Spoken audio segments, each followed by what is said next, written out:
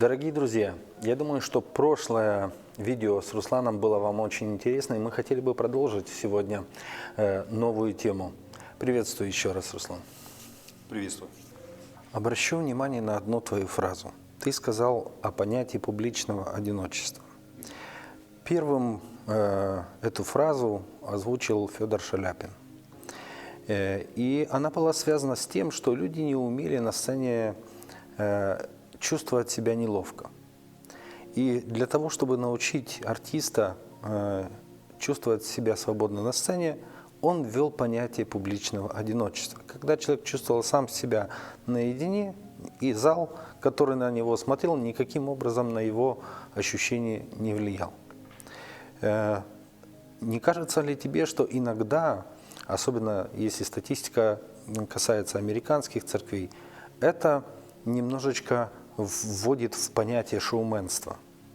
И некоторые люди, которые себя чувствуют артистом на сцене, не все пастыря, мы это понимаем, Да, вот, но не связано ли с тенденциями иногда, когда человек на сцене себя чувствует неким артистом, неким важным человеком, который играет для этой публики. А потом, когда эта публика не реагирует в жизни уже ответно, и он чувствует, что все его усилия как бы уходят в сторону. Да, я согласен. И действительно, если с точки зрения психологии рассмотреть этот момент, да, то есть вопрос честности в отношении себя, наверное, я думаю, что вот проблема только в этом, честность в отношении себя. И снова мы приходим к призванию. Вот. В вопросе призвания, то есть то, что ты делаешь от всего сердца, оно не требует тебя быть тем, кем ты на самом деле не являешься.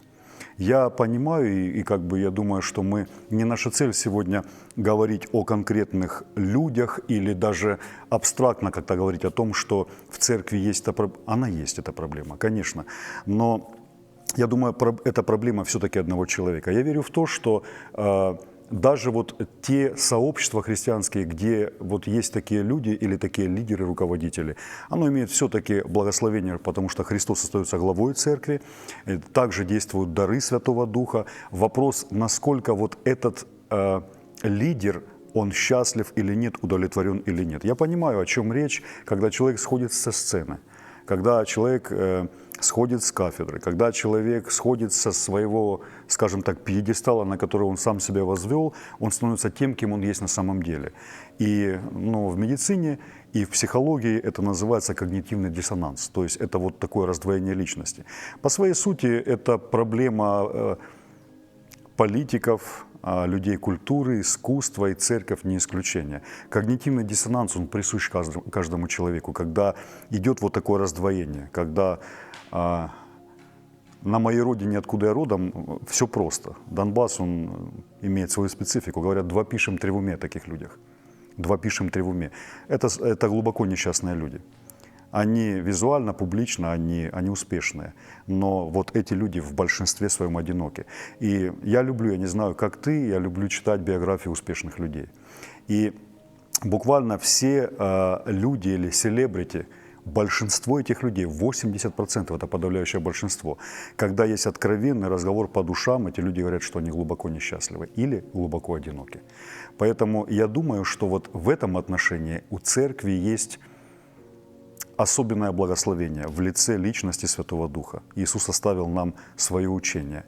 И цель, наверное, первая цель Бога, чтобы человек была какая-то собственная идентичность. Кто я? Прежде, нежели мы несем какое-то публичное служение, прежде, нежели мы несем какое-то послание к людям, прежде, нежели мы делимся своими ценностями или мировоззрением, каждый человек буквально отвечает себе на единственный вопрос. Это вопрос моей собственной идентификации. Кто я? Для чего я живу? Что меня держит на плаву? Что меня утешает и вдохновляет?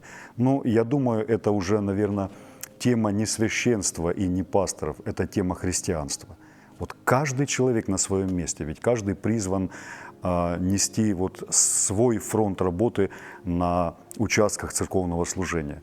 Каждый человек, каждый христианин обязан себе ответить на этот вопрос. Кто я, для чего я живу, каково мое предназначение. И когда есть ответы на эти вопросы, тогда человек может уже как-то развиваться в тех дарах, которые дает ему Бог. Я думаю так. отличный рецепт для того, чтобы проверить и поправить свой светильник. Так. Хотелось бы знать, когда ты начал служение, ты его начал на Донбассе. Да. И я понимаю, что был один из самых сложных периодов на Донбассе, когда началась война. Это 2014 год. Да. Как ситуация была в церкви? Что происходило? Влиял ли в тот момент, скажем так, фактор присутствия Стрелкова и его, скажем так, соратников в самом Славянске на церковь? Как реагировали братья и сестры? Да, на самом деле, к сожалению, все то, что произошло 12 апреля 2014 года в Славянске, это очень сильно с первых дней повлияло на атмосферу, наверное, в христианском сообществе вот нашего региона, непосредственно нашего города. Прежде всего, когда пришли эти люди, это был так называемый День космонавтики, 12 апреля, эти люди захватили здание службы безопасности и городдела. Эти люди заминировали весь город, и осада была 3,5 месяца. То есть вот эти люди были в нашем городе 3,5 месяца, и у многих людей просто не было возможности выехать. И в этот период, конечно, очень сильно активировалась так называемая русская православная армия. Вот это было определенное такое подразделение, которое приходили в наши церкви. То есть все начиналось как бы безобидно. Мы добровольно-принудительно, скажем так, к нам приходили люди с оружием и говорили о том, что мы должны написать бумагу, где мы предоставляем добровольно транспорт церковный, церковное помещение для... Они себя называли народным ополчением Донбасса. То есть это было принудительно, это было с применением оружия. Вот. Параллельно вот как-то у нас получилось апрель, и уже спустя 2 месяца, 8 июня, вот один такой пример, когда был праздник Троицы, группа вооруженных людей вот, с определенными нашивками, вот, которые представляли это так называемое народное ополчение Донбасса, с оружием в руках, они пришли и забрали 4 наших братьев, которых на следующий день расстреляли. Это было 8 июня, да, и 9 числа их уже расстреляли. Они сымитировали это вот обстрел украинской армии с крупнокалиберного пулемета. В машине одного, это 2 сына пастора и 2 диакона церкви, их расстреляли. Позже, через месяц, забрали на базе нашей церкви. Была библейская школа с 20-летним таким стажем. У нас был 19-й выпуск, когда началась война. Вот они забрали 4 студентов, их выпустили, но их очень сильно морально, психологически поломали. И, конечно, для церкви это было трагическое для всех, но для церкви было особенно, вот к нам относились как к людям, которые привносят в вот это украинское общество нечто такое чуждое, нездоровое. Нас называли американской верой, мы не имели на что-то права. Одну из наших церквей планировали сделать как дом офицеров. Вот. Но, тем не менее, наряду со всем этим мы продолжали проводить служение в центральной церкви. Не все время. Потом мы собирались по домашним группам, но церковь продолжала работать. То есть мы старались, насколько это возможно, реагировать на вызовы. Потому что, по сути, осталось очень много пожилых людей, многодетных, одиноких женщин. Вот. Нам давали списки людей, у которых сахарный диабет, то есть это инсулин, это определенные вот, социальные вопросы, и церковь, объединенная церковь реагировала. На сегодняшний день, после 2014 года, я не делю церковь, может быть, кто-то даст этому негативную оценку. Но для меня сегодня нет баптистской или пятидесятнической церкви. Для меня сегодня нет харизматического течения христианства. Для меня есть церковь Христова или христианское сообщество. То есть те события, которые начались на моей земле с 2014 года, они побудили нас к совместным проектам. Нас – это разные конфессии. Я представлял Украинскую церковь христиан веры евангельской пятидесятников, мы сотрудничали с церковью христиан евангельских баптистов, мы сотрудничали с церквями так называемых неопятидесятников и так далее, и так далее. И в этих вопросах нам было проще доносить простое Евангелие для людей. Мы не объясняли, что мы принадлежим какой-то конфессии, мы просто проповедовали чистое Евангелие. И я думаю, что в этом, наверное, есть при всех минусах и ужасах трагедии войны, вот в этом есть какие-то плюсы, когда мы просто начинаем делать то, к чему призвал нас Иисус. Вот возникает вопрос. Возникло разделение в обществе. Понятно, люди неверующие. Произошел ли раскол в церкви? Ну, отчасти да. То есть, опять-таки, я подчеркиваю, что христианство не подразумевает такой вот секуляритивный взгляд. То есть мы не отделяем себя от общества и его проблем. Церковь – это один из институтов социума. И, конечно, политика, экономика, всевозможная, сегодня пропаганда, наверное, это не самое правильное слово, но идеология, какая-то политическая идеология влияния средств массовой информации государственных, каких-то заинтересованных в этом сил и так далее, конечно, влияет и на церковь. Соответственно, вот эта идеология, наверное, даже не трагические события, а идеология. Ведь событие фактически одно, но кто-то занимает какую-то сторону и обвиняет противоположную сторону. И однажды мы приходим к тому, что действительно у каждого своя правда. Несмотря даже на то, что мы, верующие христиане, понимаем, что правда абсолютно одна. Вот это истина Христова. Но к сожалению, церковь в 2014 году, я не говорю только о какой-то поместной церкви, я говорю о сообществе украинских церквей. Да, действительно, вот эта проблема есть. Проблема разделения по, наверное, каким-то мотивам более политическим. Она есть, действительно есть, к сожалению. Скажи, пожалуйста, такую вещь. Когда вы начали служить в тот момент, когда происходили все вот эти события, что больше всего поразило в памяти тебя в этот момент? Ну, сложно сказать. Это такое время, когда События. был ряд событий, когда это были такие массовые. Каждые 2 часа был артобстрел. Ну, скажем так, я никогда не сталкивался с тем, чтобы увидеть такое количество крови и трупов. Вот. Это видела моя жена, это видели дети. И тогда, наверное, мы не придавали этому значения. Спустя несколько лет мы стали справляться с проблемами панических атак у взрослых и детей. У детей это сложнее. Ну, это полная перезагрузка, наверное. У нас были моменты, когда... Был момент, когда я по-настоящему возненавидел, я не справился. Был момент, когда я просто устал. Это был тот момент, когда забрали наших студентов библейской школы, когда им дали право позвонить, и один из студентов позвонил мне, и мы с женой пошли в указанное комендантом города место. И вот при этой беседе я понял, что я уже не контролирую себя. Просто вот оно накопительно, эмоционально, вот и весь этот негатив, все то, что происходило. И как-то мы говорили на повышенных тонах, и моя жена расплакалась, и нас просто оттуда выгнали. И когда я шел назад, я помню, вот после этого каждый день, вот я помню вот эти мысли, и я просто, принято сейчас говорить, молился молитвами Давида. Я просто так хотел, чтобы Бог начал суд с этими людьми. Я очень этого хотел. Наверное, это единственное, чего я хотел. Я делал механическую работу, я проповедовал, у нас жили люди, которые лишились своего жилья, мы как-то поддерживали друг друга. То есть все это продолжалось. Но это я делал уже наверное, без сердца, без души. Я просто делал свою работу. Но по сути мое состояние было, я ненавидел. Сегодня для меня ненависть – это не просто слово.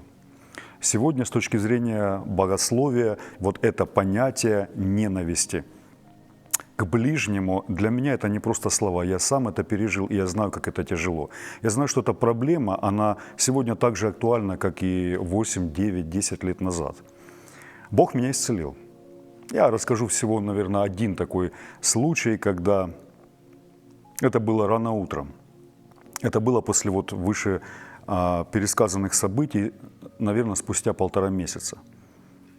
Это долгий период, когда я ненавидел этих людей. Я просто просил у Бога справедливости. Было 4 утра, и к нам в окно постучали. На тот момент наши нервы сдали, мы устали спать в подвале. Мне жена сказала: все, я не могу, мы будем спать в доме. И мы крепко молились, ложились, Бог давал сон. Вот. И в 4 утра нам постучали в окно, и это был, их принято сейчас называть сепаратисты. Это был солдат, одетый в российскую березку, экипированный, с наколетниками, налокотниками, бронежилетами, автоматом, кучей гранат. Это был человек, который был ранен в голову касательно, у него не была часть скальпа, и пуля была в плече, он еле стоял на ногах. И в тот момент я в ступор стал. Я открыл двери, и я просто стал в дверном проеме, я не понимал, как мне быть. Я ненавидел этих людей. И в этот момент моя жена отодвинула меня и сказала: что ты стоишь, мы же христиане. Она его затянула, я включился тоже. Мы стали его, когда мы его раздели, этого человека, он был не в состоянии, он еле на ногах стоял, то я увидел, что это просто человек. Жалкий, несчастный, вонючий, обманутый, раненый. И вот-вот, скорее всего, если бы еще сколько-то времени, он потерял очень много крови. Он был неестественно желтым. Жена обработала раны, мы его каким-то образом отмыли, и он уснул. Он даже не поел. И, наверное, в тот момент Бог просто показал мне призвание христиан. Кто-то сегодня может это осудить, но лично для меня, это был пример лично для меня. И я понял одну вещь. Я по-другому увидел вот то послание, в котором Бог говорит, что Он желает всем своим сердцем, чтобы все, без исключения люди, имели надежду в Иисусе, чтобы все спаслись. Это тяжело. По-человечески, конечно, тяжело занимать позицию, при которой тебе нужно быть выше справедливости. Это очень тяжело. И я не скажу, что Бог исцелил мое сердце, и это исцеление – это завершенная какая-то уже фаза. Нет, сегодня вот все то, что произошло позже, в 22 году, все это меня вернуло на мои же позиции. И я по-новому начинал справляться со смертью членов моей церкви, с людьми, которых я знал, с тем, что тот город, в котором я нес служение, сегодня он входит в 5 городов Донбасса. Это 2 области, Донецкая и Луганская, которых нет на 100%. Все то, во что мы вкладывали, все то, к чему мы прикладывали сердце, душу, руки, всего этого нет. Решением какой-то горстки людей. Просто фактически и физически нет. Но я понимаю одно, то что Бог каждый раз возвращает меня вот к тому солдату русскому. И я понимаю, что дело не в том, насколько, вот дело не в моей политической позиции, а эта позиция, мое сердце с моим народом. Я осуждаю то, что делает Россия сегодня в моей стране. Я осуждаю их политику, их решения. Я понимаю, что эти люди настолько сегодня далеко зашли, что Бог действительно будет судиться. И справедливый Божий суд. Но никто не дал мне права делать то, что должен делать Бог. Я просто занимаю позицию. Моя позиция как просто пастора, как священника, это просто показывать людям на путь, которым человеку нужно идти самому. Принять решение нужно самому. Идти по пути милосердного и человеколюбивого Бога или идти по пути справедливого воздаяния. Если мы идем путем справедливости, я думаю, что корректно начинать с себя. Насколько я сегодня готов давать справедливый отчет перед справедливостью Божьего суда за свою жизнь. А это мои мысли, слова, поступки, отношения и так далее. Поэтому я думаю так. Думаю, что многие из нас помнят о том, что Иисус Христос находился в период оккупации, когда его народ был оккупирован, и ему приходилось сотрудничать с институциями и войсками оккупанта. Сотник, который был, скажем так, фактически у ног Христа, потому что он пришел, унизился. Он же был представителем войск оккупанта в тот момент. И Христос, как никто другой, наверное, показал, как действовать, потому что обстоятельства были очень похожи. И вот самый важный момент, что каждый в жизни, читая эту книгу, почему-то не задается себе вопросом, тогда было так, а сейчас как-то по-другому. И я хотел тебя спросить, ведь ты пережил это второй раз, так? Ты сказал, пережил в 22 году. Наступил момент 22 года. Уже вроде бы позабылось немножко то, что было раньше. Как-то устаканилось. Границы войны стабилизировались. Уже люди поняли, как сотрудничать, пересылали помощь гуманитарную на ту сторону. И тут внезапно атака. Что было в тот момент у вас? Да, ты прав. Я тоже много думал об этом. Ведь с 14 по 22 год, вот за эти годы, ну, за 8 лет, конечно, все как-то улеглось. Все как-то устаканилось, все сложилось. И мы снова просто стали жить такой стабильной жизнью, как и вся наша страна. И, наверное, за 2 недели, за 3 недели перед вот этими событиями, ну, я думаю, что все люди, которые интересовались новостями, вот какой-то политической ситуацией в стране, все понимали, что приближается вот, мы не знали, в чем это выразится, но есть определенный конфликт интересов на политической арене, но я бы никогда не подумал, что снова мы возвратимся в тот момент, когда будет просто откровенное убийство, война, кровопролитие. И да, для меня это было снова неожиданно. В первый день, когда официально объявили, в первое утро, когда объявили войну, мне позвонила зам мэра города Солидара и задала мне вопрос, как священнику и пастору, готовы ли мы или можем ли мы, потому что в городе не было вот развита социальная работа настолько, чтобы были определенные то ли хостелы, то ли какие-то учреждения, то есть к этому никто не был готов. Готовы ли мы принять беженцев? Конечно, да, безусловно, это наша работа, и во второй день войны, это было 25 февраля, мы приняли уже около, наверное, около 40 людей, это из Попасной. В первый день войны российская армия захватила Попасную, этот город, и там оставался один район, через который могли выезжать люди. Вот. И мы стали работать с беженцами, как-то даже мысли не приходило, вот как быть нам, как все будет дальше. На тот момент не было времени сильно думать, потому что все люди наши, я имею в виду церковь, они включились в этот процесс. К моему большому разочарованию власти города покинули город. Вот, я понимаю, это люди служащие, это исполкомы, это ЦНАПы, это полиция и так далее. Я понимаю, что это люди, которые не принимают сами решения. Вот. И то большее количество людей, которое осталось в городе, эти люди шли в церковь.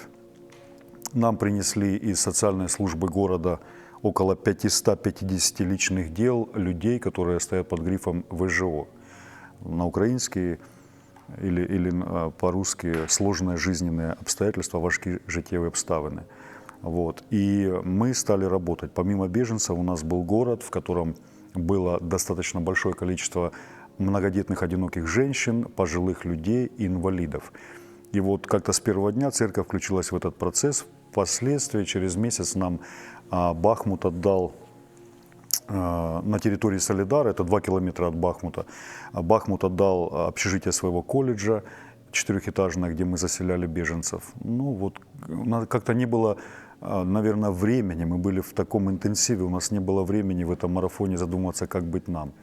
Вот. Потом как-то, я сам не понимаю, как это произошло, это был один звонок, потом несколько звонков, потом звонки посыпались каждый день. Когда начали обстреливать районы Солидара, люди стали просить, чтобы кто-то смог их эвакуировать. И как-то незаметно я стал не пастором, а волонтером. Вот. И мы стали эвакуировать людей. И очередной раз я возвращался из Луцка туда мы везли людей, назад я вез, естественно, гуманитарную помощь, предметы первой необходимости, гигиены, вот, медикаменты. И очередной раз, предпоследний раз, когда я возвращался, я увидел уже часть Бахмута была. Это школа, это предприятие, вот, со стороны Мирнограда уничтожены. Просто школы уже не было, завод был сильно обстрелян, то есть там зданий не было уже. И я понял, что я приехал, люди сказали, что были эти дни сильные обстрелы там, наших крайних районов Солидара. Вот, и в этот момент мы выехали. Позже, через месяц, это была, не знаю, как это назвать, это была эвакуация военная людей, скажем так, принудительная. В Солидаре нет людей. Вот, никого не осталось, людей вывезли. И вот эта война, конечно, это была для нас, особенно после 2014 года, это была полная неожиданность. Но, тем не менее, во всем этом есть определенный позитив, если можно так сказать. Вот я увидел, будучи христианином и пастором, может, это звучит очень не совсем корректно, но я по-настоящему увидел, что церковь – это не просто моя конфессия, это не просто поместная церковь, это не просто какое-то областное объединение. Церковь Украины, вот эти обстоятельства очень сплотила.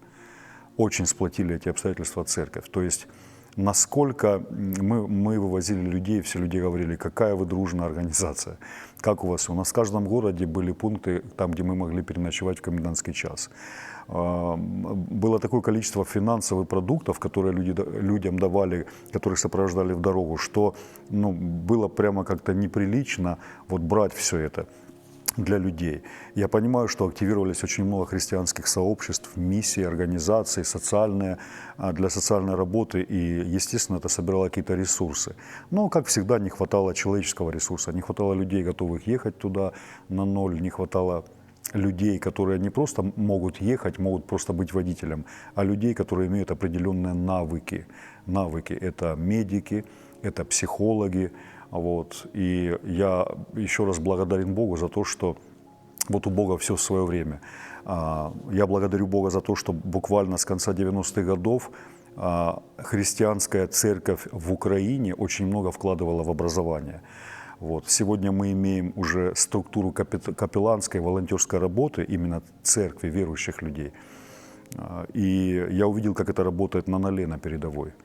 Когда люди в состоянии шока, когда люди в состоянии просто безнадежности, разочарования, когда люди получают очень профессиональную, квалифицированную церковь, и это наши люди, это церковь дает эту помощь.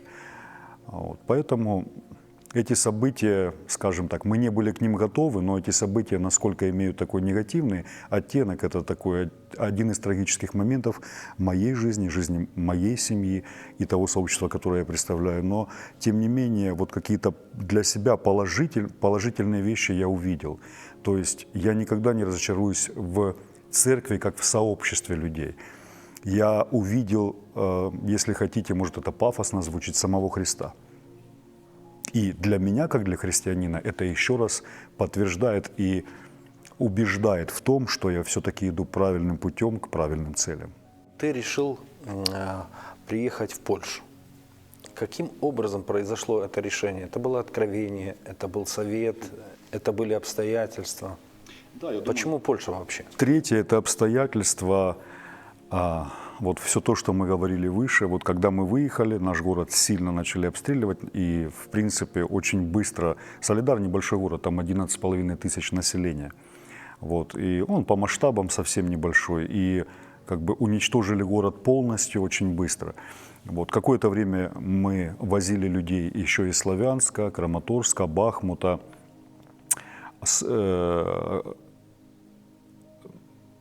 Пришел момент, когда я последний раз приехал с эвакуацией, я приехал в Луцк, и в наш координационный центр, в который входили как бы члены нашей церкви, которых мы также эвакуировали, уже не было ни одного звонка.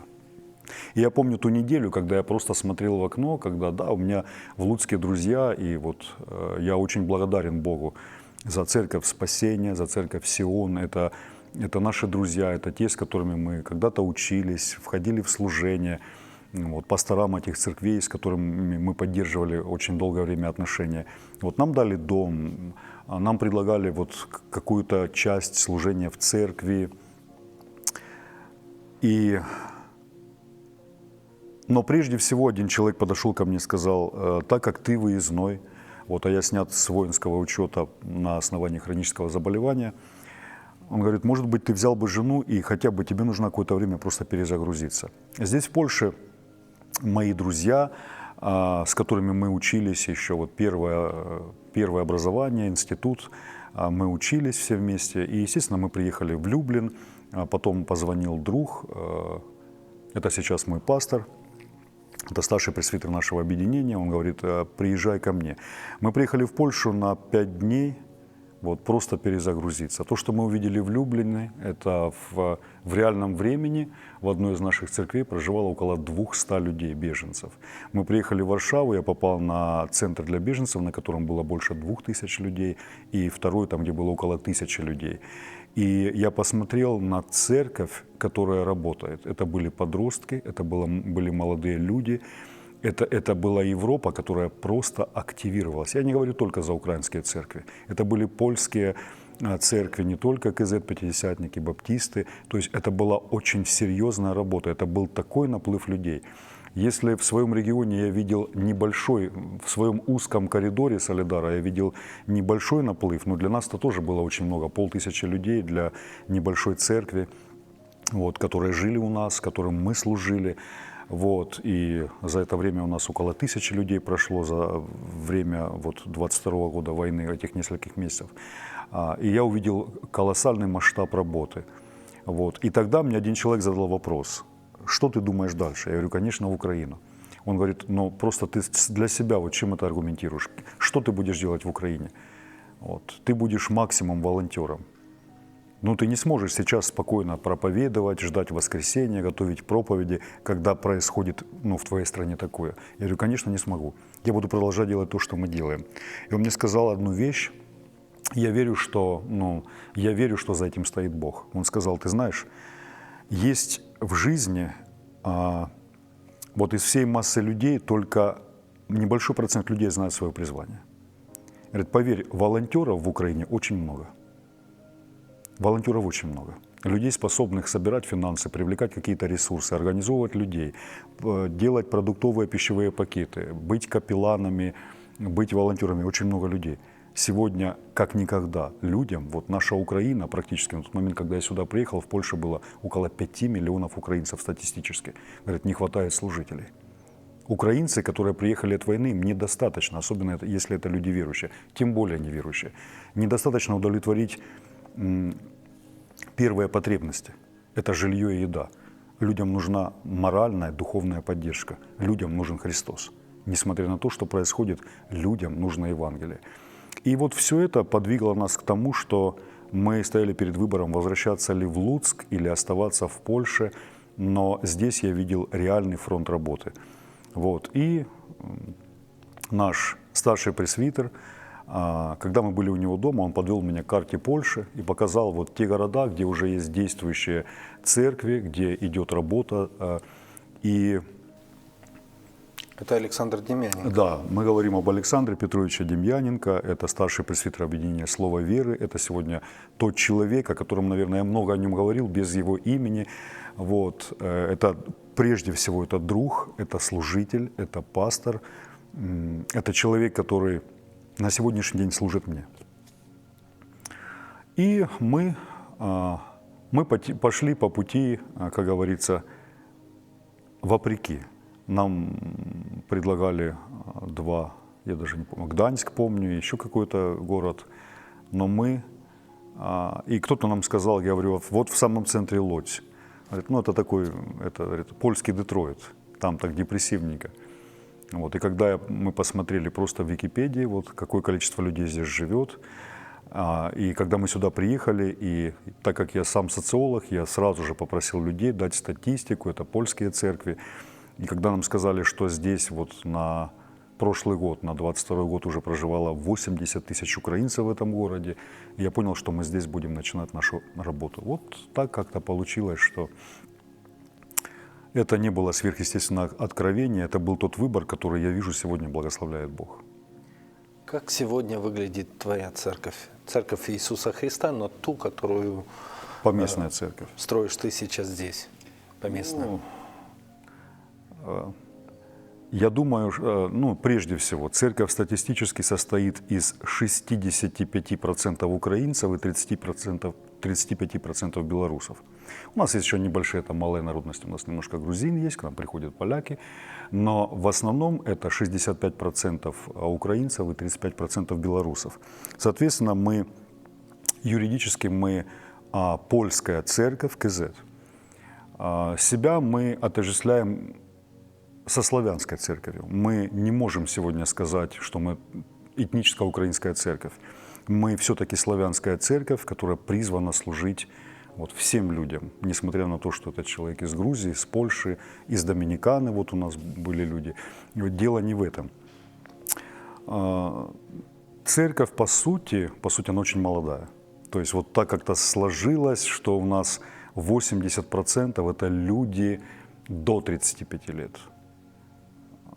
До 35 лет. Это, в основном церковь очень, очень молодая. Вот. С одной стороны, это непросто.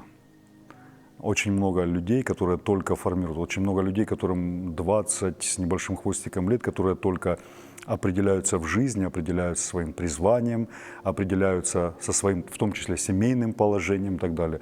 Непросто. Вот. Это молодые люди, это непросто. Это очень такой большой шквал энергии, нередко неуправляемой энергии. Вот. Но, с другой стороны, это очень большое благословение. Я какое-то время своей пасторской работы в Украине, я так просил Бога. Я хотел, чтобы в моей жизни было больше молитв, посвящения детей Господу, больше венчаний, больше свадеб, больше радости, нежели болезни, беседы о вечности и похороны. Вот разные этапы пасторской работы. То я думаю, что это один из ответов Бога в мое служение. Вот. Наши цели, они достаточно простые, они сводятся до каких-то пунктов. Я все-таки человек правила. Вот. У нас есть определенная структура в церкви, библейская структура, и церковь не строится на одном человеке, культа пастора нет. Вот. Я немножко пожил, я видел разный опыт, и мой выбор мне так легче и правильнее для Бога. Я чувствую в этом благословение. Вот. Церковь не строится на мне. Это развязывает мои руки, и я имею возможность немножко посещать другие церкви, я имею возможность ездить по разным странам, и за это я благодарю Бога. Вот. Наши цели, как цели любой христианской церкви, это достичь людей Евангелием, поделиться живой надеждой. Для этого сегодня мы проводим очень большую работу евангелизационного характера. То есть мы пробуем разные методы, мы пробовали уличную евангелизацию, но сегодня мы увидели то, что в большей степени наши церковные проекты, они привлекают неверующих людей. Видение церкви по социальным группам – это подростки и дети.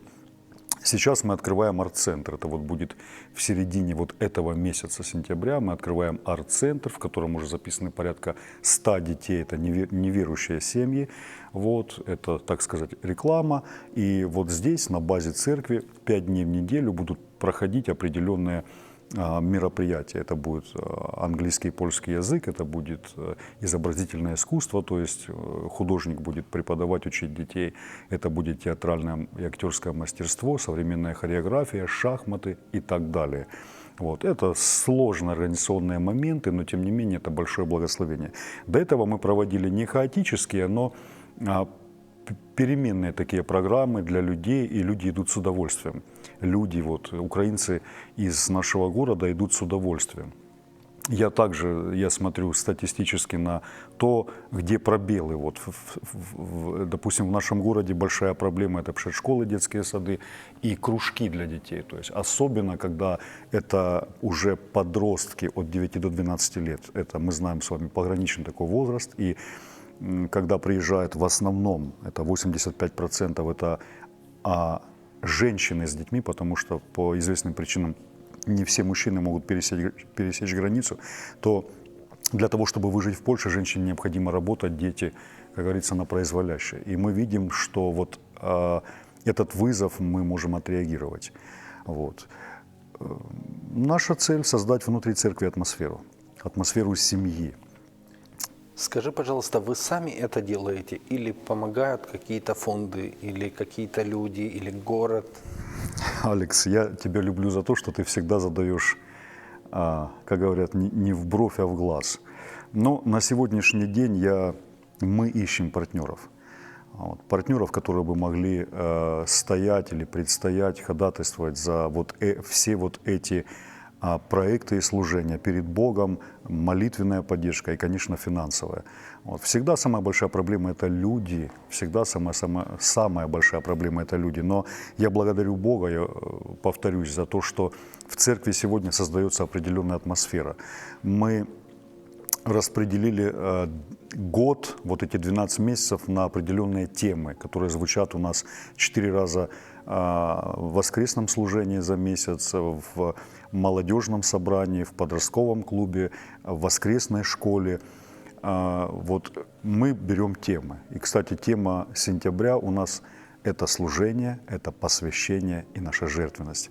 И мы говорим не только о финансах и времени, мы говорим о внутреннем решении, которое основано на конкретной позиции. Вот. И, соответственно, да, вот в наши смелые проекты мы приглашаем партнеров, кто бы готов был стать частью этой работы. Потому что, как на одном человеке, так и на одной просто поместной группе людей ничего не построится. Вот мы имеем большие вызовы, и где-то мы не находим сил и ресурсов удовлетворить и отреагировать на все эти вызовы. Поэтому, конечно, мы в активном поиске, мы приглашаем всех, чье сердце сегодня не только с Украиной, а с украинцами. Для меня, в принципе, Украина – это люди.